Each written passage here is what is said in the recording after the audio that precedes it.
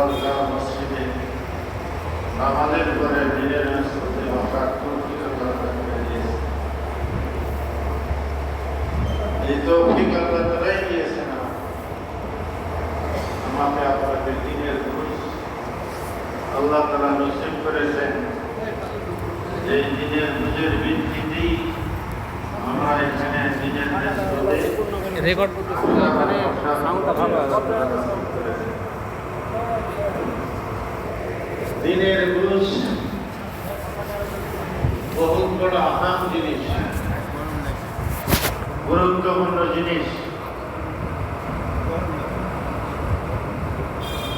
একজনের দিনের বুঝ আছে, লক্ষ লক্ষ টাকা খরচ করতেছে মসজিদ মাদ্রাসার পিছনে।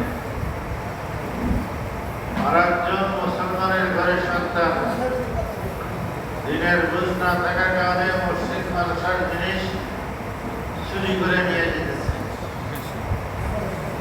যারা মসজিদ মাদ্রাসা দিনের ব্যাপারে অর্থকড়ি খরচ করতেছে আর যারা এগুলোর থেকে চুরি করে আত্মসাৎ করে নিয়ে যেতেছে, দুজনের মাঝখানে কি পার্থক্য?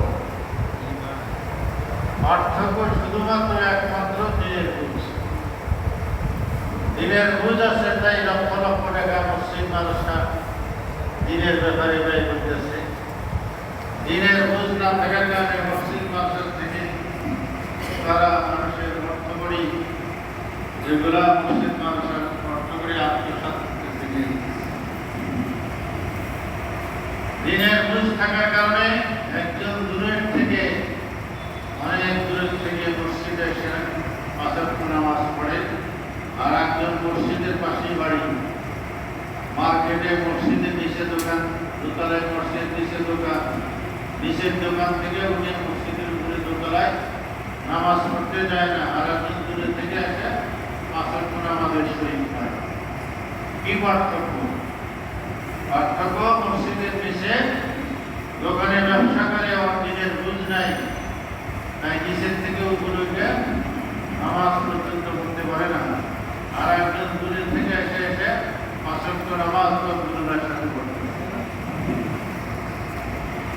যারা হজে ওমরায় গেছেন দেখেছেন প্রত্যেক নামাজের 1-1.5 ঘন্টা আগের থেকে মক্কার চতুর্দিকে রাস্তায় হাজার হাজার লোক দূর দূরান্ত থেকে কঠিন রৌদ্রের ভিতরে আসা, যখন কঠিন রৌদ্রের ভিতরে দূর দূরান্ত থেকে হাজার হাজার লোক এসে মসজিদে হারামে তারা নবী শরীফ দিতেছে। হারামে মসজিদ নববীতে মসজিদে হারামে। আবার এই মসজিদে মক্কার মসজিদের পাশেই অনেক দোকানে কর্মচারী আছে, বাংলাদেশে, ইন্ডিয়া, বিভিন্ন দেশে। মক্কা ঘরের পাশে দোকানে কর্মচারী, অথচ ওখান থেকে ওখানে নামাজে তারা শরীর হয় না, নামাজ পড়ে না। আর অনেক মানুষ আছে মাইল দূরের থেকে গাড়ি করে ড্রাইভিং করে সে আসে পাঁচ ওয়াক্ত নামাজ শরীর করেছে। মসজিদে নববীতে, মসজিদে হারামে দেখবেন নিচে সকলেই নাও দেখতে পারেন, আন্ডারগ্রাউন্ডে শত শত গাড়ি পার্কিং এর ব্যবস্থা আছে নিচে আন্ডারগ্রাউন্ডে।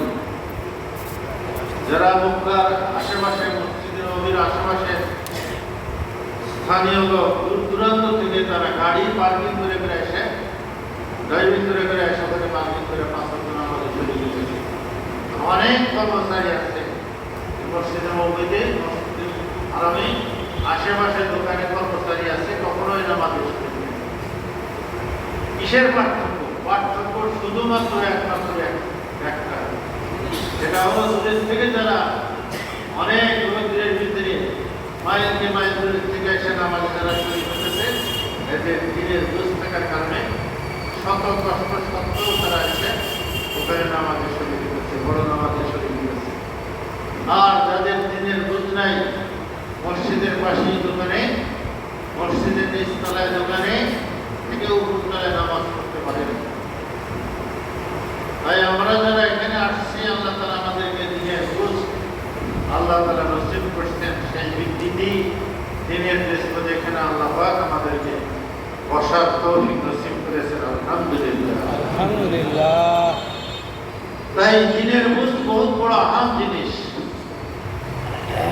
দিনের সঠিক বোঝ বড় আহাম, দিনের ভিতরে গুরুত্বপূর্ণ জিনিস। তাই তো 1400 বছর আগে নবী আলাইহিস সালাম হাদিসে পাকের ভিতরে বলেন, মান ইউরিদুল্লাহু বিহি খায়রান ইউফাক্কিহু ফিদ্দীন।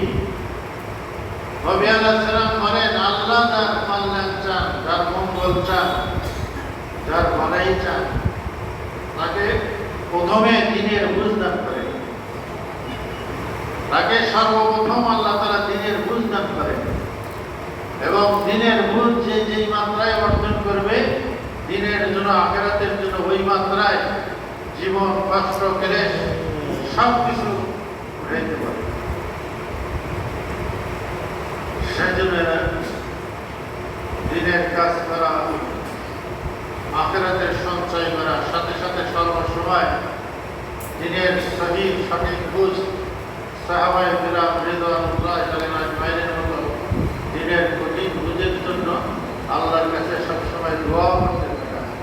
আল্লাহ সাহাবায়ে কিরামের মতো বুজুর্গানে দিনের মতো দিনের কঠিন বুঝ আমার অন্তরে দিতে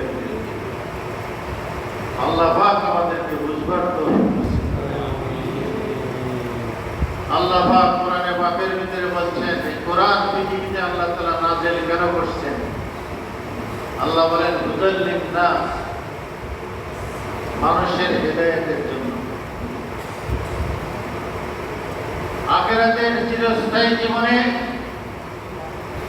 নাজাতের চাবিকাঠি হলো হিদায়াত। যে হিদায়াত প্রাপ্ত হয়ে দুনিয়া থেকে যেতে পারবে, চিরস্থায়ী জীবনে সে সফল কামিয়াব। যে হিদায়াত ছাড়াই দুনিয়া থেকে চলে যাবে, সে চিরস্থায়ী জীবনে নাকাম, ব্যর্থ।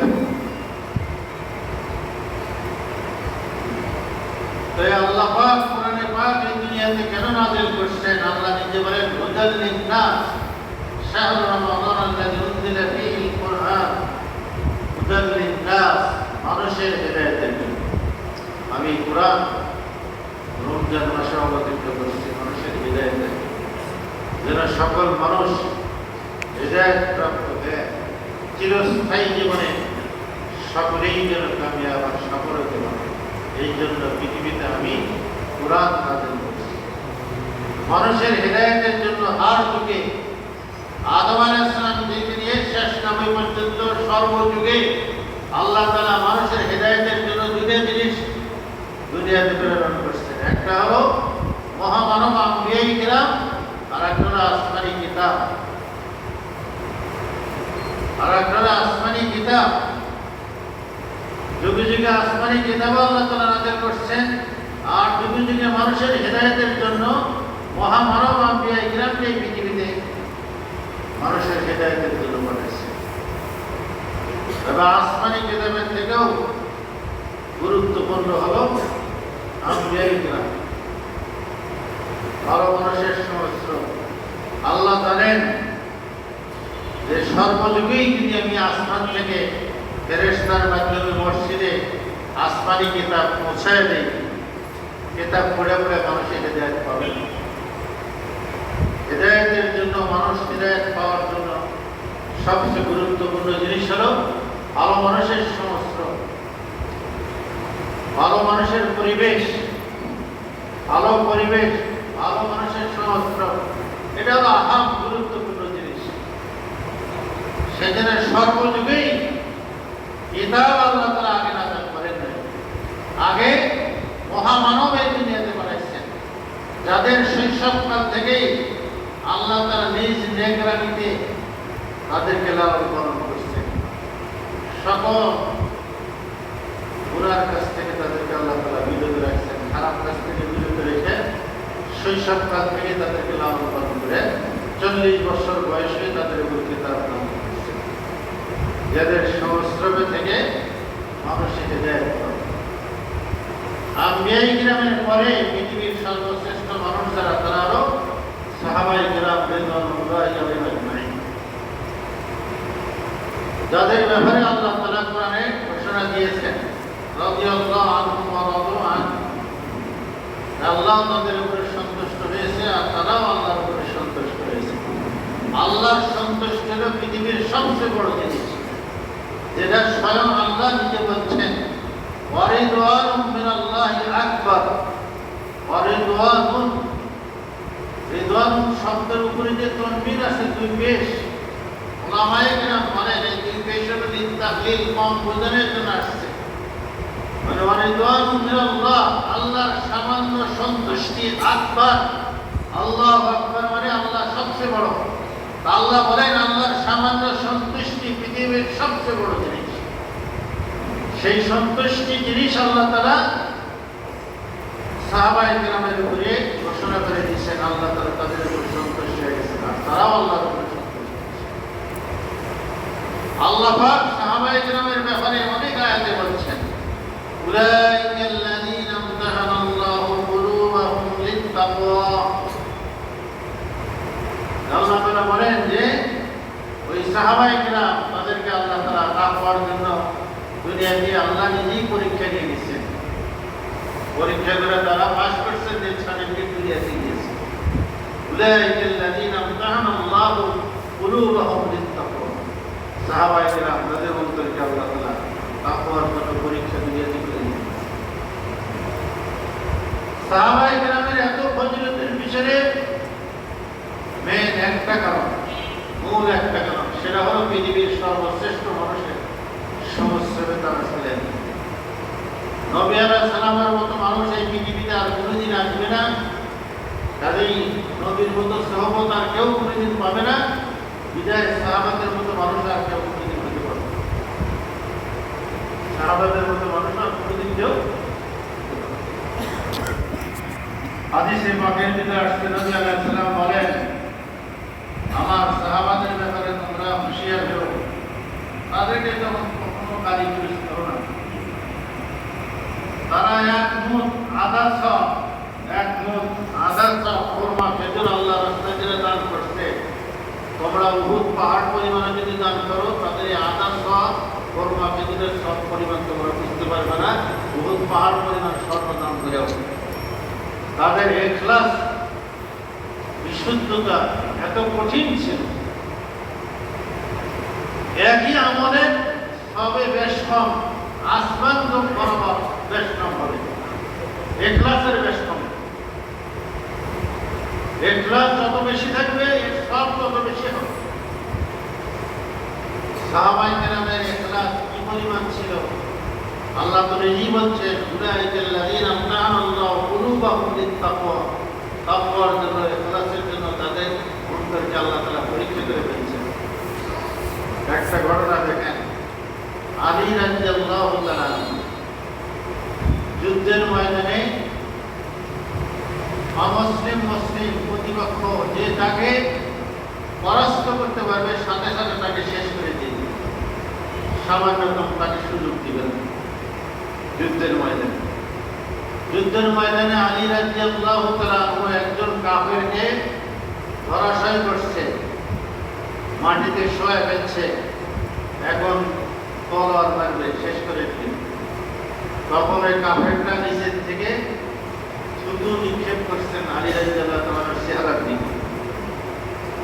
থুতু নিক্ষেপ করলে আলী রাদিয়াল্লাহু তাআলা তখন ওই কাফেরটাকে ছেড়ে দিয়েছে। ছেড়ে দিলে উঠে বলছে পৃথিবীতে এমন কোনো মানুষ কোনোদিন পাবো না যে শত্রুকে ধরাশায়ী করার পরে, পরাজিত করার পরে এরপরে তাকে ছেড়ে দেয়।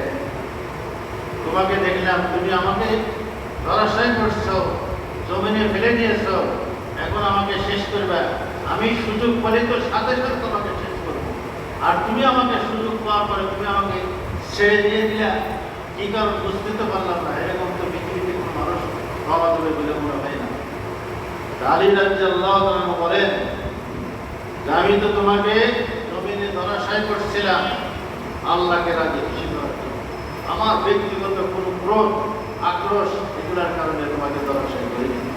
তুমি আল্লাহর জমিনে আল্লাহর দ্বীন বলন্দ প্রতিষ্ঠিত করার বিরোধিতা করো, এই জন্য আল্লাহকে রাজি খুশি করার জন্য, আল্লাহর দ্বীন এই পৃথিবীতে বলন্দ করার জন্য তোমাকে জমিনে ধরাশায়ী করছে। যখন তুমি নিচের থেকে আমার চেহারায় যখন থুতু নিক্ষেপ করছো, তখন আমার ব্যক্তিগত রাগ, ক্রোধ এসে গেছে। আমি তো আমার ব্যক্তিগত কারণে তোমাকে মারব না, সেই জন্য আমি তোমাকে ছেড়ে দিয়েছি। শতভাগ সুযোগ পাওয়া সত্ত্বেও যেই সুযোগ তুমি পাইলে সাথে সাথে আমাকে শেষ করে দিলেন, এরকম শতভাগ সুযোগ আমার পাওয়া সত্ত্বেও শুধু আমি আমার ব্যক্তি কারণে এখানে এসে গেছে, তাই তোমাকে ছেড়ে দিয়েছি। কতটুকু এখলাস থাকলে এই কাজ করতে পারতাম। তাই ভাইরা আমার, আর জামানায় আল্লাহ পাক মানুষের হেদায়েতের জন্য দুইটা জিনিস পাঠাইছেন। একটা হলো মহামানব আম্বিয়া কিরাম, আর একটা হলো আসমানি কিতাব। তাই শেষ জামানায় কোরআনে পাক আল্লাহ তাআলা কেন নাযিল করছেন তা আল্লাহ কোরআনে পাকের ভিতরে একাধিক আয়াতে বলছেন। এই আয়াতে যে আয়াতটা পড়ছি, আল্লাহ তাআলা বলেন শাহরু রমাদান আল্লাযী উনজিলা ফীহিল কুরআন হুদাল লিন-নাস। রমজান ওই মাস, এই মাসের ভিতরে আমি কোরআন শরীফ নাযিল করছি। কেন নাযিল করছি? হুদাল লিন-নাস, মানুষের হেদায়েতের জন্য। ভাইরা আমার, হেদায়েতের কি অর্থ? হেদায়েতের অভিধানিক অর্থ হলো, ডিকশনারি অর্থ হলো পথ প্রদর্শন, পথ দেখা, রাস্তা দেখা। তবে শরীয়তের ভাষায়, কোরআন হাদিসের ভাষায় যে কোনো পথ দেখাকে হেদায়েত বলে না। হেদায়েত বলে হলো শরীয়তের ভাষায় চিরমুক্তি চির শান্তির পথ দেখাকে হেদায়েত। যে চির শান্তি চির মুক্তির পথ হলো আখিরাতের পথ। ইহদিনাস সিরাতাল মুস্তাকিম, যেটা সূরা ফাতিহার ভিতরে আল্লাহ তাআলা নাযিল করেছেন। প্রত্যেক নামাজের ভিতরে বলবে, আল্লাহ আমাকে সঠিক রাস্তা দেখাও, সঠিক সরল রাস্তা দেখাও, যেই রাস্তা আমাকে চির মুক্তি চির শান্তির পথ দেখায়, আমাকে ব্যস্ত করতে চাইবে। এই পথ তো একমাত্র শুধুমাত্র মানুষেরই পরিবেশ। সেই জন্যে হুদাল লিন-নাস আল্লাহ বলছেন, মানুষের হেদায়েতের জন্য কোরআন নাযিল করেছেন। অন্যথায় পৃথিবীর সব প্রাণীকে জিনিসকে আল্লাহ তাআলা হেদায়েত করেন, রাস্তা দেখান, পথ দেখান। তবে তাদের এই পথ চির শান্তি চির মুক্তির পথ নয়। সব জিনিসকে আল্লাহ তাআলা কোরআন শরীফে বলছেন পথ দেখায় আল্লাহ তাআলা। যেরকম মুফাসসিরিনে কেরাম অনেক ঘটনা লিখছেন যে সব জিনিসকে, সব প্রাণীকেও যে আল্লাহ তাআলা পথ দেখান। তার ভিতরে একটা ছোট্ট একটা উদাহরণ মুফাসসিরিনে কেরাম লিখছেন। মুরগি যখন ডিম পাড়া তার শেষ হয়ে যায়, ডিম পাড়া শেষ হওয়ার পরে এই ডিমে সে 3 সপ্তাহ পরিমাণ তার উপর বসে তাপ দিতে থাকে, তাপ দিতে থাকে বাচ্চা উঠানোর জন্য, তোলার জন্য। মুরগির বাচ্চাটা ডিমের ভিতরে যখন হয়, এত দুর্বল, কমজোর, নিজের শক্তিতে ডিমের ছোলার খোসা ভেঙে বের হয়ে আসার মতো তার ক্ষমতা নেই। সেজন্য 3 সপ্তাহ এই মুরগি ডিমের উপরে তা দেওয়ার পরে যেই ডিমটার ভিতরে বাচ্চাটা পূর্ণাঙ্গ হয়েছে, যখন বোঝে যে এই বাচ্চাটা এই ডিমের ভিতরে পূর্ণাঙ্গ হয়েছে, তখনই ওই মুরগি তার ঠোঁটের আঘাতে ওই ডিমের খোসাটা ভেঙে, ছোলাটা ভেঙে বাচ্চাটাকে বের করে। ওই বাচ্চাটাকে যদি পূর্ণাঙ্গ হওয়ার আগেও ভেঙে ফেলে ডিমের খোসা, বাচ্চা বাঁচবে না। বাচ্চা ডিমের ভিতরে পূর্ণাঙ্গ হওয়ার পরেও যদি 2-1 দিন যায়, তাও বাচ্চা বাঁচবে না, বাচ্চা মারা যাবে। মুরগির কাছে কোনো এক্সরে মেশিন নাই, কোন ডিমের ভিতরে বাচ্চা এখন পূর্ণাঙ্গ হয়েছে এটা বুঝবার জন্য মুরগির কাছে কোনো এক্সরে মেশিন নাই, যে এক্সরে মেশিন দিয়ে সে বুঝবে যে এই এতগুলো ডিমের ভিতরে 20-30টা 40টা ডিমের ভিতরে কোন ডিমের ভিতরে বাচ্চাটা এখন পূর্ণাঙ্গ হয়েছে। বিদায় এখন তাকে তার ঠোঁট দিয়ে বাচ্চা ওই ডিমের খোসা ভেঙে, ছোলা ভেঙে তাকে বের করতে হবে। কেমনি সে বুঝে?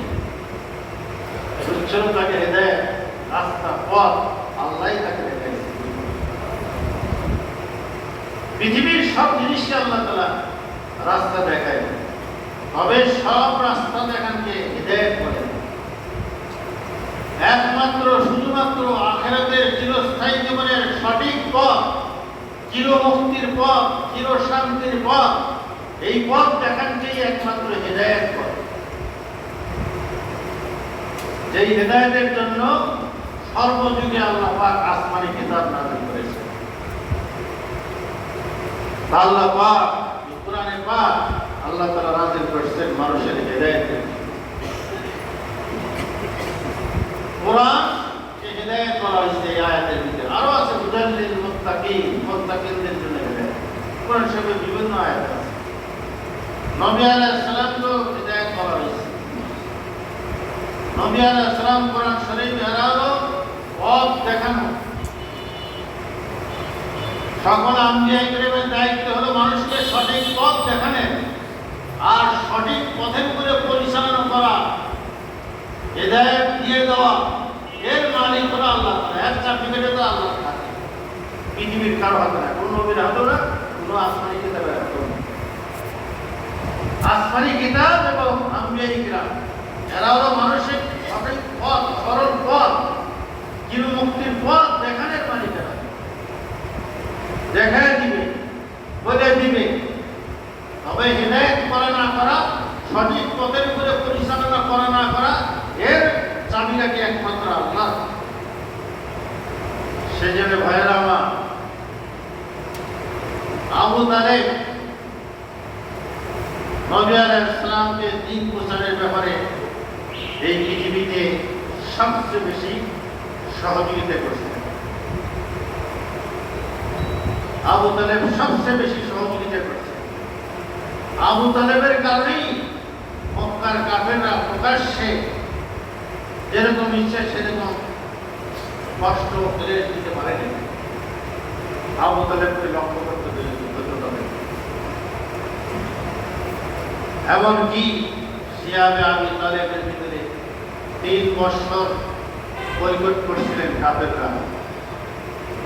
একটা দানা পানি যেন এই মুসলমানদের কাছে না পৌঁছে,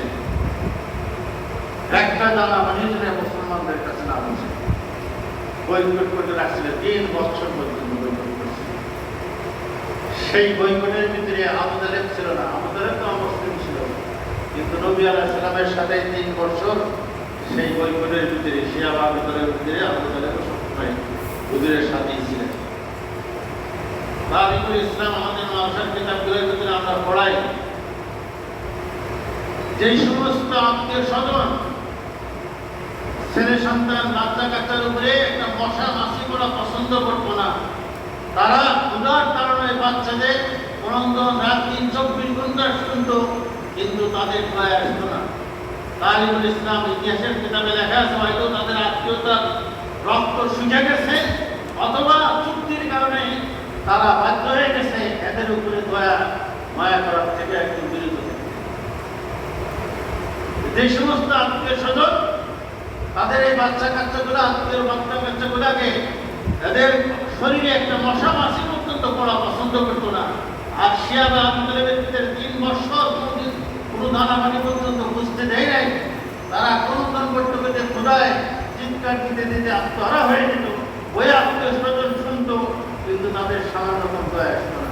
তাই তারিখের কিতাবে আছে, হয়তো আত্মীয়তার খুন তাদের ভিতরে একদম শুকে গেছে, অথবা এই চুক্তি সকলে মিলে করছে, চুক্তির কারণে তারা সামান্যতম সহযোগিতা করতে প্রতিজ্ঞা করে। আর সের ভিতরেও আবু তালেব থাকেছে। আমার দিনের কাজ করাটাই যথেষ্ট না। দিনের এই সহযোগিতা তো আবু তালেব সবচেয়ে বেশি করছে, স্বয়ং নবীকে করছে, কিন্তু সে 1 সেকেন্ডের জন্য জাহান্নাম থেকে মুক্তি পাবে না। আবু তালেবের মৃত্যুর সময় যখন ঘোড়ায় আসছে, তখন নবী আলাইহিস সালাম সাথে সাথে গেছেন দৌড়ে। বড় বড় কামে আবু জাহেল, উতবা, শাইবা, আবিদা বসে আছে। নবী আলাইহিস সালাম আপ্রাণ চেষ্টা করছেন, সাধারণ চেষ্টা না, আপ্রাণ চেষ্টা করছেন। বুখারী শরীফের ভিতরে আছে, চাচা শুধু আপনি কালে বাড়া পড়ে যান, কিয়ামতের ময়দানে আপনার ব্যাপারে আমি সুপারিশ করি। এত সুযোগ আদম আলাইহিস সালাম থেকে থেকে নিয়ে কিয়ামত পর্যন্ত কোনো মানুষের অতীত আসে নাই, ভবিষ্যতেও কারো কোনোদিন আসবে না। নবী আলাইহিস সালাম যার ব্যাপারে সুপারিশ করবেন তার নাজাতের 100-তে 100 গ্যারান্টি। এত বড় সুযোগ থাকা সত্ত্বেও আবু তালেব শুধু তার মানা করে যেতে পারে নাই। আল্লাহ পাক কোরআনে আয়াত নাযিল করেন, ইন্নাকা লা তাহদি মান আহবাবতা ওয়ালাকিন্নাল্লাহু ইয়াহদি মান ইয়াশা। সকল মুফাসসিরিনে কেরাম একমত, এই আয়াত আবু তালেবের ব্যাপারেই নাযিল হয়েছে। যে নবী আপনি যাকে পছন্দ করবেন তাকে হিদায়াত করতে পারবেন না, আল্লাহ তাকে চাবেন সেই হিদায়াত। হিদায়াতের বাণী মানুষের দুয়ারে দুয়ারে পৌঁছানোর দায়িত্ব আপনার, হিদায়াতের রাস্তা দেখানোর দায়িত্ব আপনার, হিদায়াতের বাণী পৌঁছানোর দায়িত্ব আপনার। কোরআন আম্বিয়া ইকরাম এরা হিদায়াতের রাস্তা, সঠিক রাস্তা এরা দেখাইবে। সঠিক রাস্তার উপরে তাকে পরিচালনা করা, হিদায়াত করা, এক চাবিকে একমাত্র আল্লাহ।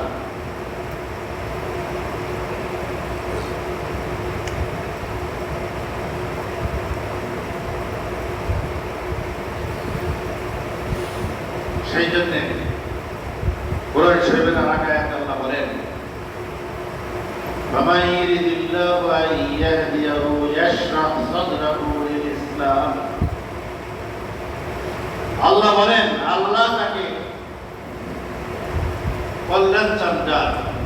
فَمَن يُرِدِ اللَّهُ أَن يَهْدِيَهُ يَشْرَحْ صَدْرَهُ لِلْإِسْلَامِ। আল্লাহ তাকে হিদায়াত করতে চান, তাকে সর্বপ্রথম আল্লাহ তাআলা তার সিনাটাকে ইসলামের জন্য খুলে দেন।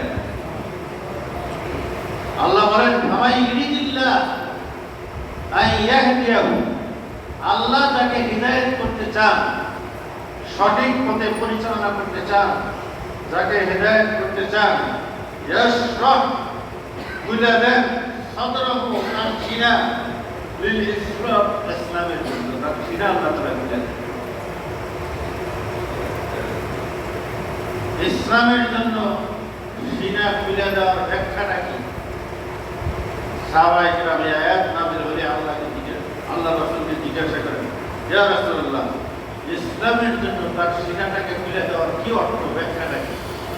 নবী আলাইহিস সালাম বলেন, এর অর্থ হলো তার অন্তরের ভিতরে আল্লাহ তাআলা একটা হিদায়াতের নূর আল্লাহ তাআলা দান করেন, যার কারণে শরীয়তের সকল হুকুম আহকাম দ্বীন পালন করা তার জন্য সহজ হয়ে যায়, আসান হয়ে যায়। কবুল করা, দ্বীনকে কবুল করা, দ্বীনের হুকুম আহকামকে কবুল করা, গ্রহণ করা, দ্বীনের উপর ওঠা তার জন্য সহজ হয়ে যায়। কোরআন শরীফে আল্লাহ তাআলা বলেন, আমান শারাহাল্লাহু সাদরাহু ফাহুয়া আলা নূরিন মিন রাব্বি। যার সিনা আল্লাহ তাআলা খুলে দেন, সে তার রবের পক্ষ থেকে একটা নূরের উপর থাকে, তার অন্তরের ভিতরে হিদায়াতের একটা নূর আল্লাহ তাআলা দান করেন। পক্ষান্তরে অন্য আয়াত আছে, আমাই ইরিদিল্লাহু ইয়াজআল লাহু সাদরান দায়িকান হারাজান কাআন্নামা ইয়াসআদু ফিস সামা। আল্লাহ বলেন আল্লাহ তাকে গোমরাহ করতে চান, তখন তার দেহকে সংকীর্ণ করে দেন, দায়িকান সংকীর্ণ করে দেন, সাদরাহু দায়িকান সংকীর্ণ করে দেন। আসমানে আল্লাহ বলেন আসমানে যেরকম ওঠা তার জন্য সিঁড়ি ছাড়া যেরকম কঠিন, দ্বীন কবুল করাও তার জন্য এরকম কঠিন হয়ে যায়। আর তার অন্তরকে আল্লাহ তাআলা হিদায়াতের নূরের দ্বারা আলোকিত করতে চান, তার অন্তরকে আল্লাহ তাআলা খুলে দেন। অর্থ হলো তার অন্তরের ভিতরে হিদায়াতের নূর আল্লাহ তাআলা দিয়ে দেন, তার অন্তর প্রশস্ত হয়ে যায়, তার অন্তর দ্বীন কবুল করা, দ্বীনের উপরে উঠা, দ্বীন মানা, এগুলা তার জন্য একদম সহজ হয়ে যায়। আর যাকে আল্লাহ তাআলা গোমরাহ করতে চান, আল্লাহ তাআলা নিজে বলেন, ওমাই ইউরিদা ইল্লাহু ইয়াজআল সাদরাহু দায়িকান হারাজান কাআন্নামা ইয়াসআদু ফিস সামা। আল্লাহ তাআলা যাকে গোমরাহ করতে চান, তার অন্তরটাকে সংকীর্ণ করে দেন। আসমানে ওঠাটা যেরকম কঠিন তার কাছে, ওরকম ভাবে দ্বীন কবুল করা, দ্বীনের উপরে ওঠা তার জন্য ওরকম কঠিন। ভাইরা আমার, সাহাবায়ে কেরাম পরক্ষণে জিজ্ঞাসা করেন আপনার হাবিবকে, ইয়া রাসূলুল্লাহ, কার অন্তরের ভিতরে আল্লাহ তাআলা নূর দিয়েছে আর কার অন্তরের ভিতরে আল্লাহ তাআলা নূর দেয়নি? হিদায়াতের নূর কার অন্তরের ভিতরে দিয়েছে আর কার অন্তরের ভিতরে দেয় না, এরা চেনার জন্য কোনো আলামত নিদর্শন আছে কি? তখন নবী আলাইহিস সালাম তিনটা আলামত বলছেন। তাফসীরে কিতাবে আসছে, মুফাসসির একরাম লিখছেন নবী আলাইহিস সালাম তিনটা আলামত বলছেন। এক নম্বর হলো তাজাফি আনদারিল গুরুর, দুই নম্বর হলো ইদাফাতু ইলা আসারিল গুরুর, তিন নম্বর হলো আল ইস্তিদাদ লিল মউত ক্বাবলা নুজুল। নবী আলাইহিস সালাম তিনটা আলামত বলছেন। এই তিনটা আলামত যার ভিতরে পাওয়া যাবে, এটা প্রমাণ হবে যে তার অন্তরের ভিতরে আল্লাহ তাআলা হেদায়েতের নূর দিয়েছেন। তাকে আল্লাহ তাআলা হেদায়েতের পথে পরিচালনা করতে চান, তাকে আল্লাহ তাআলা হেদায়েত করতে চান। যার অন্তরের ভিতরে তিনটা আলামত পাওয়া যাবে না, এটা প্রমাণ হবে আল্লাহ তাআলা তার অন্তরের ভিতরে হেদায়েতের নূর দেয়নি, তাকে আল্লাহ তাআলা হেদায়েত করতে চায় না। সেজন্য অপরেরটা না বুঝতে পারলেও আমরা নিজেরাও প্রত্যেকে নিজেদেরটা বুঝতে পারবো। এই তিন আলামত যদি আমার ভিতরে থাকে তাহলে আমি বুঝে নিতে পারবো, এটা প্রমাণ হবে আল্লাহ পাক আমার অন্তরের ভিতরে হেদায়েতের নূর দিয়েছেন। আমাকে আল্লাহ তাআলা হেদায়েত করতে চান, হেদায়েতের পথে আমাকে পরিচালনা করতে চান। এক নম্বর আলামত নবী আলাইহিস সালাম বলছেন আত-তাজাফি আন-দারিল গুরুর। দারিল গুরুর, দার মানে বাড়ি, ঘর, গুরুর মানে ধোঁকা। এক নম্বর আলামত হলো ধোঁকাময় এই দুনিয়ার থেকে সে সবসময় বিমুখ হবে। ধোঁকাময় এই দুনিয়ার থেকে সবসময় সে বিমুখ হবে। এক নম্বর আলামত। যার অন্তরের ভিতরে আল্লাহ তাআলা হেদায়েতের নূর দিয়েছে, সে সবসময় কখনোই দুনিয়ামুখী হবে না। যতটুকু প্রয়োজন ততটুকু দুনিয়ার পিছনে পড়বে। 24 ঘন্টা সাহাবায়ে কেরাম হুজুরখানে দিনের মতো সবসময় আখিরাত, দুনিয়ার মুখ কোনো হবে না, দুনিয়ার সবসময় বিমুখ হবে।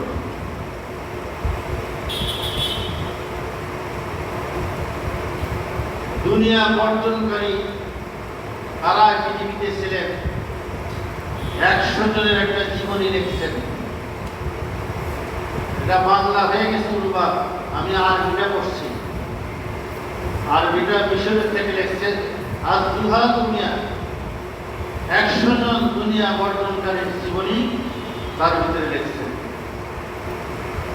তার ভিতরে প্রথম যার নাম নিয়ে আসছেন, জীবনে নিয়ে আসছেন, তিনি হলো আমার আপনার নবী আলাইহিস সালামের জীবনী।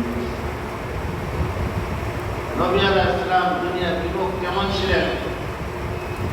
আয়েশা রাদিয়াল্লাহু তাআলা আনহা বলেন, বুখারী শরীফের ভিতরে আছে, আয়েশা বলেন রাআইতুল হিলালা সালাসা হিল্লাতিন ফি শাহরাইন মা উকিদাত আলা আবিয়াতিন নবী সাল্লাল্লাহু আলাইহি ওয়াসাল্লাম আনহার খাত। আমি 2 মাসে 3টা চাঁদ দেখেছি। এই 2 মাসের ভিতরে নবী আলাইহিস সালামের 9 জন বিবির একজন বিবির ঘরে কখনো একদিন চুলা জ্বলে নাই। 2 মাসের ভিতরে নবী আলাইহিস সালাম 9 জন বিবির ঘরে একদিন একবার চুলা জ্বলে নাই, আগুন জ্বলে নাই খানা পাকানোর জন্য। বুখারী শরীফের ভিতরে আছে। আয়েশাকে যখন জিজ্ঞাসা করা হয়েছে কি খেয়েছেন, আয়েশা বলেন আসওয়াদান আল মা ওয়াত তামাম। এই দুইটা কালো জিনিস, খেজুর আর পানি। খেজুর আর পানি খেয়েছি। আয়েশা বলেন নবী আলাইহিস সালাম দুনিয়াতে যতদিন জীবিত ছিলেন, এই দুনিয়ার থেকে সে চলে গেছে, দুনিয়াতে যতদিন জীবিত ছিলেন ততদিন জবের আটা রুটি তরকারি দিয়ে লাগাতার 3 দিন কোনোদিনও খাই নাই। জীবনে কোনোদিন 3 দিন খাই একসাথে লাগাতার। উনি তো নবী ছিলেন, ওহী আসতেন। ওনার হাতে বড় ছাত্র যারা সাহাবায়ে কেরাম, আবু যার গিফারী রাদিয়াল্লাহু আনহু ওনার জীবনী পড়ে দেখেন, নবী আলাইহিস সালামের নকশে কদমের উপরে হুবহু চলনেওয়ালা একমাত্র শুধুমাত্র সাহাবাদের ভিতরে আবু যার গিফারী ছিলেন। আবু যার গিফারী রাদিয়াল্লাহু আনহু মস্তক ছিল। নবী আলাইহিস সালাম 2 তরকারিতে কোনোদিন খাদ্য খায় নাই। কেউ 2 তরকারিতে খানা কখনো খেতে পারবে না। একদিনের বেশি নবী নবীর বাড়িতে কখনো খাদ্যদ্রব্য জমা রাখে নাই, কারো বাড়িতে একদিনের বেশি জমা রাখতে পারবে না। কাপড় চোপড় একসাথে একাধিক কাপড় কখনো কেউ জমা রাখতে পারবে না। উনি স্বামীর ওসমান রাদিয়াল্লাহু আনহু যখন খলিফা, তখন স্বামীর গভর্নর ওখানে পাঠান। উনি লাঠি নিয়ে বাড়ি বাড়ি চলে যেতেন, কারো বাড়িতে তৃপ্তকারী একাধিক তরকারি কেউ খানা খেতেছে কিনা, কারো বাড়িতে একাধিক দিনের খাদ্যদ্রব্য জমা করে রাখছে কিনা, লাঠি নিয়ে যেতেন। এরপরে আমির মুআবিয়া রাদিয়াল্লাহু আনহু ওসমান রাদিয়াল্লাহু আনহু কাছে খবর পৌঁছালেন, নবী আলাইহিস সালামের মতো এরকম হুবহু চলনেওয়ালা সাহাবাদের প্রয়োজনের এরকম ঈমান আছে। দেব নবী আলাইহিস সালাম আবু যার গিফারি বলছেন, কিচ্ছু বুঝি না, নবী আলাইহিস সালাম যেরকম জীবন যাপন দুনিয়াতে করে গেছেন হুবহু এরকম ভাবে জীবন যাপন করে চলে যেতে হবে, এর থেকে কম বেশি কারো করা সম্ভব হবে না। এরপরে ওসমান রাদিয়াল্লাহু আনহু খবর পাঠালেন তাকে, সে যেন লোকালয় ছেড়ে সে যেন জঙ্গলে বসবাস করে। নবী আলাইহিস সালাম হাদিসে পাকের ভিতরে আবু যার গিফারি রাদিয়াল্লাহু আনহু সম্পর্কে বলে গেছেন, ওয়াইহাক আবু যারিন ইয়ামুতু ফারিদান ওয়া ইয়াইশু ফারিদান, ইয়াইশু ফারিদান ওয়া ইয়ামুতু ফারিদান। নবী আলাইহিস সালাম বলে গেছেন হাদিসে পাকে, আবু যার গিফারি সে আফসোস করে জীবন যাপন করবে জঙ্গলে একা একা, মৃত্যুবরণ করবে যে জঙ্গলের ভিতরে একা একা। যখন কারো কথা মানলেন না, ওসমানের কথা মানলেন না, নবী আলাইহিস সালাম যেরকম হুবহু জীবন যাপন করতে ওরকম জীবন যাপন করতে হবে। একদিনের বেশি খাদ্য জমা রাখতে পারবে না, একাধিক তরকারি দিয়ে কেউ খানা কোনোদিন খেতে পারবে না, এক জোড়া কাপড় ছাড়া কোনো কাপড় বেশি কাপড় কেউ রাখতে পারবে না, লাঠি নিয়ে চলে যেতেন। তখন ওসমান রাদিয়াল্লাহু আনহু খিলাফতের সময় ওনাকে সেখান থেকে লোকালয় থেকে বললেন, না আপনি চলে যান, ওরকম চলতে না, আপনি একমাত্র পারবেন। তিনি সেই রওজা নামক বুখারী শরীফের হাদিসে আছে, রওজা নামক জঙ্গলের ভিতরে উনি বসবাস করেন। মৃত্যুর সময় যখন ঘরে আসছে, উনি ওনার ওয়াইফ দুজন ছিলেন, ওনার ওয়াইফ খাইতেছেন, প্রয়োজন করতেছেন, এখানে কে জানবে যে আপনি মারা যেতেছেন, কে এসে গোসল দেওয়াবে, কে আপনার জানাজা পড়াবে, কে জানাজা করবে, এরকম প্রয়োজন করতেছেন। আবু যার গিফারি রাদিয়াল্লাহু আনহু বলছেন, তুমি চিন্তা করো না, 6 জন লোক আসবে, তুমি একটু রাস্তায় থাকো। ওনার ওয়াইফ বারবার রাস্তার দিকে যায়, লোকজন আসতেছে কিনা। এরপরে কিছুক্ষণ এরকম তালাশ করতে করতে একবার দেখতেছেন 6 জন লোক আসতেছে। তাদের কাছে গিয়ে বলে, নবী আলাইহিস সালামের একজন সাহাবী আবু যার গিফারি জলিল কদর সাহাবী, উনি এই জঙ্গলে এখন মারা যাবে, ওনাকে কাফন দাফন করানোর মতো কোনো ব্যবস্থা নেই, ওনাকে মাটি তার মতো জানাজার মতো কোনো ব্যবস্থা নেই, আপনারা যদি আসতেন। তখন তারা 6 জন সাহাবী ছিলেন, তার ভিতরে আব্দুল্লাহ ইবনে মাসউদ রাদিয়াল্লাহু আনহু ছিলেন। উনি গেলেন, যাওয়ার পরে আবু যার গিফারি রাদিয়াল্লাহু আনহু বললেন, আমার তো জীবন পথে চলার সংবিধান ছিল হলো একটা কাপড়ই আমার, সেজন্য আমার পরনে একটা কাপড় আছে, কাপড়ের কাপড় তো 3টে সুন্নত, আমার এই পরনে একটা কাপড় আছে, আপনাদের কাছে যদি কোনো কাপড় থাকে তাহলে আর একটা কাপড় বা 2টা কাপড় দিয়ে আমি মারা গেলে আপনারা একটু আমাকে কাপড় দিয়ে জানাজা করে আমাকে কবরস্থ করে। আবু যার গিফারি রাদিয়াল্লাহু আনহু আব্দুল্লাহ ইবনে মাসউদ এবং সাহাবাদের 6 জনকে লক্ষ্য করে বলেন, তবে ওই ব্যক্তির কাপড় দিতে পারবো না, তার কাপড় দিয়ে যেন আমাকে কাপড় পরান না, যে সরকারি চাকরি করছে। এরা হলো সাহাবায়ে কেরাম, সরকারি চাকরি করলে ফাঁকি দিয়ে পয়সা নেবেন কখনো কল্পনা করা যায় না। উনি বলছেন সরকারি চাকরির ভিতরে অনেক সময় এই নিয়ত থাকে না, সতর্কতা থাকে না, বিদায় সরকারি চাকরি যে করছে তার পয়সার কাপড় জন্য আমাকে দিয়ে কাপড় পরানো না। আব্দুল্লাহ ইবনে মাসউদ রাদিয়াল্লাহু আনহু বলেন যে আমার কাছে 2টা কাপড় আছে, সেটা আমার মায়ের পুরানো কাপড়, এই 2টা দিয়ে আমি আপনাকে পরে একটা আছে, আর এই 2টা দিয়ে আমি আপনাকে কাপড় দেব। তখন উনি একটা কাপড় পরেই সঙ্গে পাবেন, একটার বেশি অন্যরও পছন্দ করতেন না, কিছু এইরকম বিমুখ ছিলেন তারা। কারণ হেদায়েতের নূর আল্লাহ তাআলা পরিপূর্ণভাবে তাদের অন্তরে দিয়েছেন। সে তো 1400 বছর আগে, 1400 বছর পরে দারুল দেওবন্দ মাদ্রাসার যিনি প্রতিষ্ঠাতা ছিলেন কাসেম নানভী রহমাতুল্লাহ আলাইহি, ওই দারুল দেওবন্দ মাদ্রাসা হওয়ার আগে উনি স্বপ্নে দেখছেন নবী আলাইহিস সালাম স্বপ্নে ওনাকে লাঠি দিয়ে আগায়া বলছেন দেয়ালের ভিতরে মাদ্রাসা করেন। যেমন পরের দিন সকালে দেখেন যে ওটা পুরোটা সাদা দাগ হয়ে গেছে, নবী আলাইহিস সালাম করে দিয়ে লাঠি দিয়ে দাগ দিয়ে দেখেছে। ওই মাদ্রাসার প্রথম মুহতামিম যিনি ছিলেন, প্রিন্সিপাল ছিলেন, তিনি হলো শাহ রফিউদ্দিন শাহ রহমাতুল্লাহ আলাইহি। শাহ রফিউদ্দিন শাহ রহমাতুল্লাহ আলাইহি অন্তর কত পরিষ্কার ছিল কল্পনা করতে পারেন? দারুল দেওবন্দ মাদ্রাসায় হাজার হাজার ছাত্র, সকাল বিকেল রুটিন। একজন ছাত্র শাহ রফিউদ্দিন সাহেব এই দরজার পার্টিতে দাঁড়ায় আছেন, একটা হাউসের পাশে একজন ছাত্র এসে রুটি আর ডাউল এনে বলে হুজুরকে, হুজুর এই তো আপনার জামানায় এই ডাউল আর রুটি, এই ডাউল দিয়ে খাওয়াও যায়, ওইও করা যায়, এত পাথর। তো হুজুরের মাথার থেকে পাওয়া পর্যন্ত 3 বার তাকাইছে। তাকানোর পরে বলছেন যে বেঁধে রাখো যথাসম্ভব এই মাদ্রাসার ছাত্র। এরপরে বোর্ডিংয়ে খাতা চার্জ করছে, এর নাম জিজ্ঞাসা করছে কোন এলাকা, সব চার্জ করে বোর্ডিংয়ের খাতা চার্জ করে দেখে যে মাদ্রাসার ছাত্র না। ওকে জিজ্ঞাসা করছে তুমি এখানে এসে খানা তুলে খাও কেন? বলে আমার এক আত্মীয় এখানে ভর্তি হয়েছিল, পাস করছিল, ভর্তি খানা পাইছিল, পরে বছর দেখা গেছে ওর নাম দিয়ে খানাটা উঠে।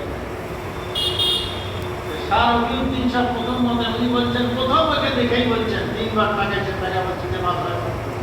ওস্তাদরা জিজ্ঞাসা করছেন আপনি কেমনে বুঝলেন যে এটা মাদ্রাসার ছাত্ররা? শাহ রফিউদ্দিন সাহেব রহমাতুল্লাহ আলাইহি বলেন যে আমি একদিন স্বপ্নে দেখতেছি বিশাল ইন্দ্রা কুয়া কূপ দুধ ভর্তি, নবী আলাইহিস সালাম স্বয়ং ওই দুধ বন্টন করতেছেন, আর মানুষে ওই দুধ ভাণ্ড ভরে ভরে নিতেছেন। কেউ গ্লাসে ভর্তি করে, কেউ জগে ভর্তি করে, কেউ পদ্মায় ভর্তি করে, কেউ কলসি ভর্তি করে নিয়ে দিতেছে। স্বপ্নে যদি কেউ দুধ দেখে, আর ব্যাখ্যা হলো বুখারী শরীফ আছে, নবী আলাইহিস সালাম বলছেন, এর অর্থ হলো এলেন। ওই ইন্দ্রাটা হলো, কূপটা হলো দারুল দেওবন্দ, আর এই দুধ হলো এলেন। কিয়ামত পর্যন্ত যত ছাত্র এই মাদ্রাসায় পড়বে, যার যে পরিমাণ এলেম হবে সেই পরিমাণ দুধ নবী আলাইহিস সালামের কাছ থেকে নিয়েছে ওই সময়, আর আমি তা দাঁড়িয়ে দাঁড়িয়ে দেখেছি। প্রতি বছর হাজার হাজার ছেলে, আজ প্রায় 600 বছরের আগে সে মাদ্রাসা প্রতিষ্ঠিত। কিয়ামত পর্যন্ত যত ছাত্র ওখানে পড়বে, যে যেই পরিমাণ এলেম অর্জন করবে, ওই পরিমাণ দুধ নবী আলাইহিস সালামের হাত থেকে সে নিয়েছে। আর ওই রফিউদ্দিন সাহেব তারা একারা দিচ্ছে, আর উনি বলেন যে ওনার ওই ছেলেটার মাথার থেকে নিয়ে পা পর্যন্ত 3 বার তাকায় দেখছি, যারা সেই সময় নবী আলাইহিস সালামের হাত থেকে দুধ নিয়েছে তাদের ভিতরে এই ছেলেটা ছিল না, বিদায় এই ছেলে মাদ্রাসার ছেলে না। আল্লাহু আকবার। অন্তর কি পরিমাণ পরিষ্কার হলে, অন্তর কত গুণে ভরপুর হলে এত বিশাল দৃষ্টি কি করে সে মনে রাখতে পারে? কিয়ামত পর্যন্ত সেই মাদ্রাসার যিনি প্রিন্সিপাল ছিলেন, মানি ছিলেন কাসেম নানভী রহমাতুল্লাহ আলাইহি, ওনাকে আল্লাহ তাআলা হেদায়েতের নূর পরিপূর্ণ দিয়েছিলেন 1400 বছর পরে। উনি দুনিয়া কিরকম বিমুখ ছিলেন, ওনার এক শিষ্য ছাত্র কিছু পয়সা হাতিয়ে দেওয়ার জন্য আসছেন, আসার পরে ওনাকে যখন বলছেন যে আমি কিছু পয়সা নিয়ে আসছি আপনাকে হাতিয়ে দেওয়ার জন্য, তখন উনি বলেন যে দেখো আমি দারুল দেওবন্দ মাদ্রাসা থেকে আমি কোনো পয়সা নেই না, কান ফেলে না, ওদিক নেই না, আমি আমার সংসার চালানোর জন্য দিল্লির একটা প্রেসে তফসির কাজ করি, ভুল সংশোধন করে দিই, তাতে আমি মাসে আমাকে 8 টাকা দেয়। ওই টাকা দিয়ে আমি কি করব, কি ক্রয় করব, কি বাজার করব, এই জন্য অনেক সময় চিন্তা করতে আমার আখেরাতের সময়টা, জিজ্ঞাসার সময়টা আমার নষ্ট হয়ে যায়। তোমার টাকা নিয়ে আমার চিন্তা করার সময় কোথায়, যার দ্বারা আমার আখিরাতের সময় নষ্ট হয়ে যাবে। ছাত্র বুঝছেন যে হুজুর যে কথা বুঝছেন তাতে হাতে পায়ে ধরলেও এই টাকা তাকে দেওয়া সম্ভব নয়। কি করবো? হুজুর যখন মসজিদে ঢুকবে, জুতা খুলে জুতার ভিতরে টাকাটা দিয়ে আমি অন্য মসজিদে গিয়ে নামাজ পড়বো। হুজুর যখন নামাজ পড়ে বের হয়ে জুতা পা দিতে দিবেন, দেখবেন জুতার ভিতরে টাকা আমাকে না থেকে বাড়িতে নিয়ে নিন। যেরকম পেলাম সেরকম কাজ করছে।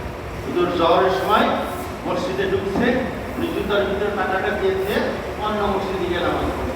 আর হুজুর নামাজ পড়ে বের হয়ে জুতার ভিতরে পা দিতেই গিয়ে দেয় টাকা। বুঝছেন যে আমার এই ছাত্রই দিয়েছে, জুতাটাও ভুল করে টাকাগুলো ওখানেই ফেলে দিয়েছে। আর বলছেন যে মাই দুনিয়া को जितना हटाना चाहता हो वो मेरे पास आना ही चाहिए। আমি দুনিয়াকে যত হটাইতে চাই ও আমার কাছে আসতেই চাই। টাকাটা ওখানেই ভুল করে ফেলে দিয়েছে। কে নিবে না নিবে তা দেখা করবে, একেবারে হলো দুনিয়া বিমুখ। আল্লাহর নবী বলেন, যার অন্তরের ভিতরে আল্লাহ তাআলা হেদায়েতের নূর দিয়েছেন সেটা বোঝার তিনটা আলামত। সংক্ষেপে বলছি, তার ভিতরে প্রথম আলামত হলো আত-তাজাকি আন-নারিল কুরুব, লোকাময় বিজিত থেকে সে সবসময় বিমুখ হবে। দুই নম্বর হলো ইনামাতু ইলা দারিল কুরুব, দার মানে বাড়ি, আর কুরুব মানে দায়ী স্থায়ী, সর্বসময় স্থায়ী বাড়ি, জান্নাত আখিরাতে খুশি হবে। যেখানে যে কাজ করুক না কেন, যেখানে থাকুক না কেন, চিন্তা ভাবনা কল্পনা সর্বসময় হলো আখিরাতে স্থায়ী জীবনে। দুই নম্বর আলামত হলো সবসময় স্থায়ী জীবনের প্রতি সে ধাবিত হবে। স্থায়ী জীবনের প্রতি সবসময় ধাবিত কেমনে হয়? বুখারী শরীফের হাদিস, এর আগেও বলছিলাম আমি। আব্দুল্লাহ ইবনে আমর ইবনে আল-আস জলিল কদর সাহাবী, ওনার ছেলে আব্দুল্লাহ বলেন, বুখারী শরীফের ভিতরে আছে, আন কাহানি আবি ইমরাতান যাতা হাসাবিন ওয়া নাসাবিন। উনি বলেন যে আমার বাবা আমর ইবনে আল-আস রাদিয়াল্লাহু আনহু আমাকে একজন সম্ভ্রান্ত পরিবারের মেয়ের সাথে বিবাহ করেছেন। বিবাহ করার পরে কিছুদিন যাওয়ার পরে আমার বাবা আমার ওয়াইফকে, তার পুত্রবধূকে জিজ্ঞাসা করে, আমার ছেলে কেমন, তোমার সাথে কি ব্যবহার করে?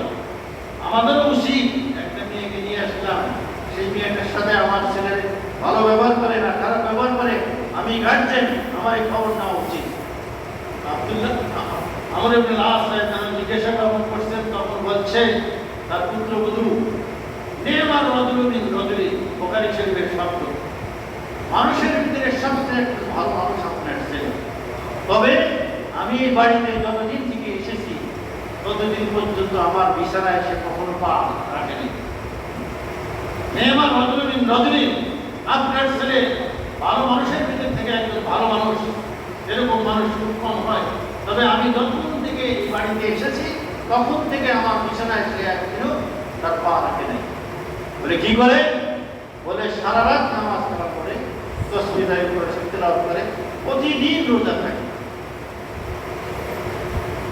উনি অবাক, কথা বলল, বিবাহ করে নিয়ে আসছে নতুন বউ, সে বিছানায় শুয়ে থাকে, আর এই সারা রাত নামাজ পড়া, তাসবিহ দাঁড়িয়ে করে, আর প্রতিদিনই রোজা থাকে।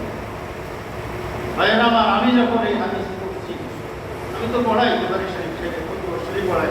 এই হাদিস যখন আসে, প্রথমবার যখন আসছে, আমি তো আসমান থেকে জমিনে পড়ে গেছি। এই পৃথিবীতে কোনো ফেরেশতাকে যদি জবর শক্তি দিয়ে এরকম বিবাহ করে রাখে, সেও তো এরকম থাকতে পারবে না।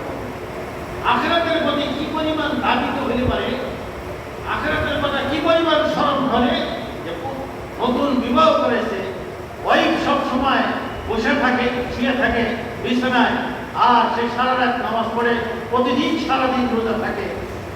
দৌড়ায় গিয়ে নবী আলাইহিস সালামকে বলছেন, ইয়া রাসূলুল্লাহ, আমি তো আমার ছেলেকে বিবাহ করেছিলাম সম্ভ্রান্ত পরিবারের একজন মেয়ের সাথে।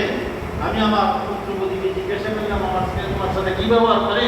সে বলে, আমার রজনী, পুরুষদের ভিতরে বহু বড় ভালো মানুষ আপনার ছেলে, এরকম মানুষ খুব কম হয়।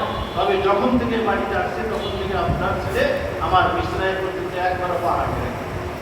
কি করে? জিজ্ঞাসা করে বলে, প্রতিটা নামাজ করার পরে, তাসবিহ পড়ে, প্রতিদিন রোজা নবী আলাইহিস সালাম বলে ডাকাও তাকে আমার কাছে।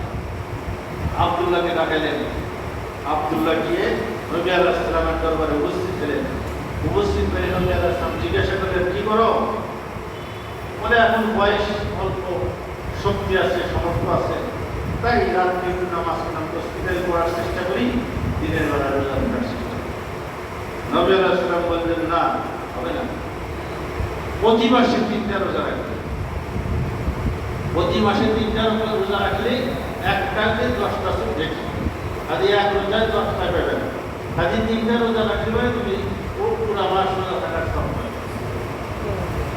আব্দুল্লাহ বলেন, ইয়া রাসূলুল্লাহ, আমার তো এখন মন মানসিকতাও আছে, শরীরের শক্তিও আছে, এমন এক সময় হয়তো আসবে মন মানসিকতা হাজার থাকলে শরীরের শক্তি আমাকে সাথ দিবে না, তখন চাইলেও পারবো না, আমাকে আরেকটু অনুমতি দেন, আমি আরেকটু রোজা বেশি থাকি। নবী আলাইহিস সালাম বলেন যে তুমি সপ্তাহে 3 দিন থাকবে, 3 দিন ভাঙবে। এই সাহাবী আব্দুল্লাহ বলেন, ইয়া রাসূলুল্লাহ, এখন তো আমার শরীরে সমর্থন আছে, শক্তি আছে, মন মানসিকতাও আছে, এমন এক সময় যদি আল্লাহ হায়াত লম্বা দেয়, বৃদ্ধকালে এসে গেলে আমি তো হাজার চেষ্টা করলেও তো 3 দিন রোজা থাকতে পারবো না, তাতে আমাকে আরেকটু অনুমতি দেন। নবী আলাইহিস সালাম দ্বিতীয়বার বলেন, আফদালুস সাওম সাওমে দাউদ, সবচেয়ে উৎকৃষ্ট রোজা হলো দাউদ আলাইহিস সালামের রোজা, একদিন থাকা একদিন ভাঙা, এর থেকে আর বেশি তোমাকে অনুমতি হতে হবে। তাহলে তুমি একদিন রোজা থাকবে, একদিন ভাঙবে। তোমারও হক আছে, তোমার শরীরের হক আছে, ওয়াইফেরও হক আছে। ওনার ওয়াইফ বলে, বুখারী শরীফের ভিতরে আছে, উনি যখন বৃদ্ধকালে লাগাতার একদিন থাকে একদিন ভাঙা, এটা লাগাতার যখন ওনার শরীরে কুলাইতো না, তখন কয়েকদিন লাগাতার রোজা ভেঙে ফেলতেন, ভেঙে আবার কয়েকদিন লাগাতার থাকতেন। যে নবী আলাইহিস সালাম যে অনুমতিটা আমাকে দিয়েছিল, একদিন থাকা একদিন ভাঙা, ওই অনুযায়ী আমার জীবনের শেষ পর্যন্ত ছিল আমি রোজা করতে। আমার বলার অর্থ হলো, আমরা নবী 2 নাম্বার আলামত নিদর্শন বলছেন, যার মধ্যে ভিতরে আল্লাহ তাআলা হেদায়েতের নূর দিয়েছে। 2 নাম্বার নিদর্শন হলো ওয়াল ইনাবাতু ইলা দারিল খুলুদ, চিরস্থায়ী জীবনের প্রতি সবসময় ধাবিত হবে। কি পরিমাণ চিরস্থায়ী জীবনের প্রতি ধাবিত হলে মানে নতুন বিবাহ করেছে আর সারা রাত নামাজ কালাম করে, প্রতিদিন রোজা করে। 3 নম্বর আলামত নবী আলাইহিস সালাম বলছেন, আল ইস্তিদাদ ফিল মাউত ক্বাবলা নুজুল, মৃত্যু আসার আগেই সে মৃত্যুর জন্য সবসময় প্রস্তুতি নিয়ে থাকে। মৃত্যু আসার আগেই মৃত্যুর জন্য প্রস্তুতি নেওয়ার কি অর্থ? তফসিরে কিতাবে, বিভিন্ন কিতাবে লিখছেন, যারা আখিরাতপন্থী, আখিরাতের প্রতি সবসময় দাবিত, আখিরাত নিয়ে 24 ঘন্টা কল্পনা, দিনের উপর অটল থাকে, যখন চলে যাবে, মৃত্যুর সময় ঘনে আসার সাথে সাথে তখন ফেরেশতা অবতরণ করবেন। আল্লাহ বলেন, তাতানাজ্জালু আলাইহিমুল মালায়েকা, ফেরেশতা অবতরণ করবেন। কি বলবেন? আল্লাহ তাখাফু ওয়া লা তাহজানু, ভয়ের কারণ নাই, পেরেশানির কারণ নাই, ওয়াবশিরু বিল জান্নাহ, জান্নাতের সুসংবাদ শুনে নাও। জান্নাতের শুধু সুসংবাদ নয়, জান্নাতের চিত্রটা পর্যন্ত, তার সামনে ছবিটা পর্যন্ত তুলে ধরবেন। তারা বলবেন, কবরে যতদিন থাকবে ততদিন এই জান্নাতের পোশাক তোমাকে পরায় দেওয়া হবে, জান্নাত বিছানা তোমার কবরে বিছিয়ে দেওয়া হবে, জান্নাতের পোশাক তোমাকে পরায় দেওয়া হবে। এই কবরের থেকে, এই জান্নাত থেকে তোমার কবর পর্যন্ত সুরং থাকবে, মনোরম আবহাওয়া আসতে থাকবে। এক ঘুমে লক্ষ লক্ষ বছরের ভিতরে কোনোদিন একবার ঘুমের ব্যাঘাত হবে না। আসলে ময়দানে যেদিন ইসরাফিল আলাইহিস সালাম সেই দিন চিকিৎসা করবে, আর আগে একবার চলবে। এই চিত্রটা যখন তার সামনে তুলে ধরা হবে, তখন সে আখিরাতে যাওয়ার জন্য, আখিরাতের ওই দৃশ্যগুলো দেখার সাথে সাথে এত পাগল করা হয়ে যাবেন, দুনিয়ার সব কিছু ভুলে দেবেন, আত্মীয় স্বজন, ছেলে মেয়ে, পরিবার পরিজন, ধন দৌলত, ঘর বাড়ি সব ভুলে পাগল হয়ে ফেরেশতাকে বলবেন, এক মুহূর্ত দেরি নাই, এই টেনশনের পৃথিবীতে আর এক মুহূর্তের জন্য আমি থাকতে চাই না, আমার জান তুমি এখন মুহূর্ত দেরি নেই, সব কিছু করে নিয়ে নাও। ওলামায়ে কেরাম বলেন, এইরকম মৃত্যুর সময় যখন আসবে, যে পৃথিবীর সব কিছু ভুলে যাবে, পরিবার পরিজন, ছেলে সন্তান, ঘর বাড়ি সব কিছু বলে না পাগল হয়ে যাবে আখিরাতে যাওয়ার জন্য। এইরকম মৃত্যুর জন্য সারাটা জীবন প্রস্তুতি নেওয়াকে বলা হয় আল ইস্তিদাদ লিল মউত ক্বাবলা আল মউত। মৃত্যু আসার আগে মৃত্যুর জন্য, যে মৃত্যুর জন্য প্রস্তুতি নিয়ে থাকলে মৃত্যু আসার সাথে সাথে সব কিছু আত্মীয় স্বজন পরিবার পরিজন ছেলে সন্তান সবকিছু বলে আখিরাতের দিক থেকে যাওয়ার জন্য পাগল করা হয়। আখিরাত থেকে বলবেন আর এক মুহূর্ত দেরি নেই আমাকে দান করতে।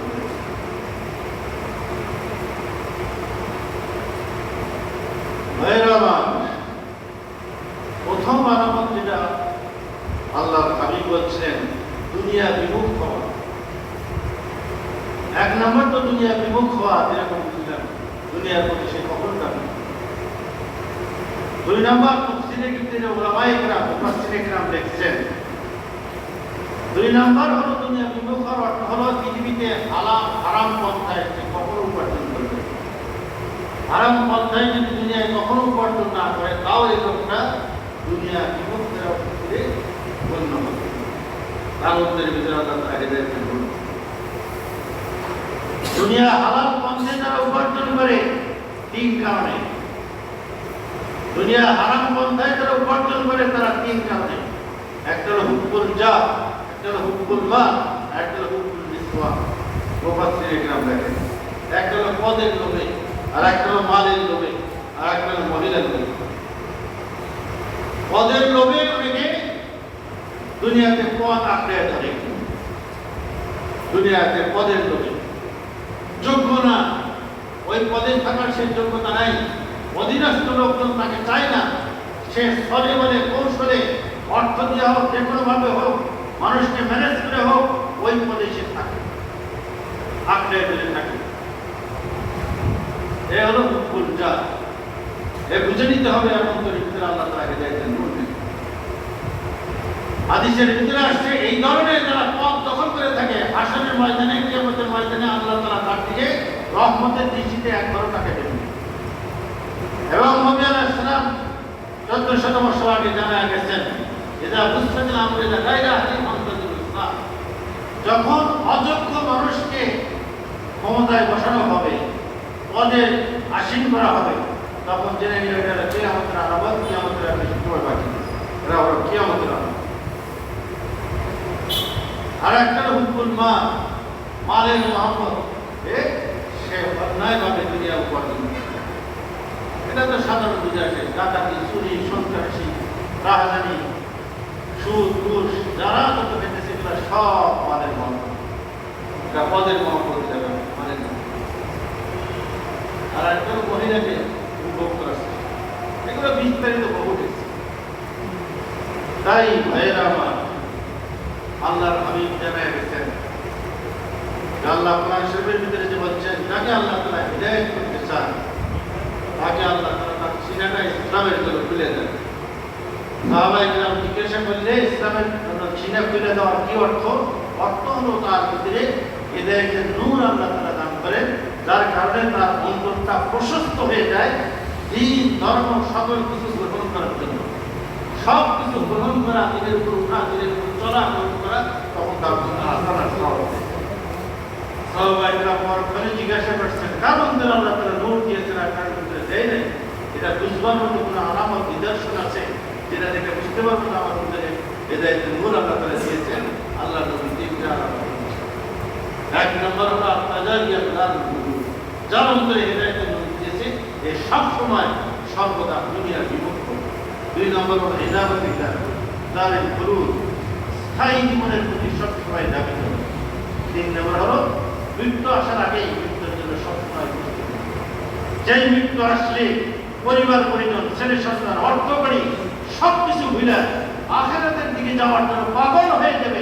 ফেরেশতাকে বলবে এক মুহূর্ত দেরি নেই, আমাকে এই দুনিয়া থেকে নিয়ে যাও, এই দুনিয়াতে আর এক মুহূর্ত থাকতে পারবি না। এইরকম মৃত্যুর জন্য সারা জীবন প্রস্তুতি নেওয়াকে বলা হয় আর ইস্তিদাদ লিল মউত ক্বাবলা আল মউত। মৃত্যু আসার আগেই আল্লাহ আমাদের বুঝবার মতো তৌফিক দিয়েছেন। এগুলো তো এমনি আসবে না, দুনিয়া বিমুখ এমনি হতে পারবে না, আখিরাত প্রতি অন্তর ভাবিতে এমনি হবে না। এগুলোর জন্য মেহনত করে এরকম যোগ্যতা আমার মুহূর্তের ভিতরে তৈরি হয়ে যায়। সেই জন্য আমরা রাস্তায় বের হয়ে সফর অবস্থায় আল্লাহর কাছে দোয়া করতে থাকা যে এরকম 3 আলামত যেন আমার মনের ভিতরে বিদ্যমান হয়। আল্লাহ যেন এরকম আলামত তুমি আমার মনের ভিতরে দান করো। সাহাবায়ে কেরাম যেরকম দান করেছিলেন আর এরকম মেহনত করতে থাকা, দোয়া করতে থাকা।